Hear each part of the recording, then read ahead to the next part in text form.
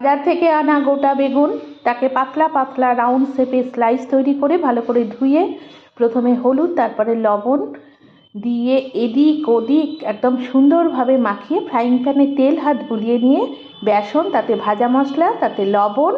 আর কালো জিরে দিয়ে বেসনটা ভালো করে মিক্স করে নিয়ে ওই বেগুনের স্লাইসগুলো এপিট ওপিট শুকনো বেসনে চুবিয়ে আর ফ্রাইং প্যানে দিয়ে ঢাকা চাপা দিয়ে হালকা ব্রাউন ব্রাউন কালারের ভাজতে হবে। যখনই তোমার একটা সাইড ভাজা হয়ে যাবে, তুমি উল্টাবে যখন খুন্তি করে,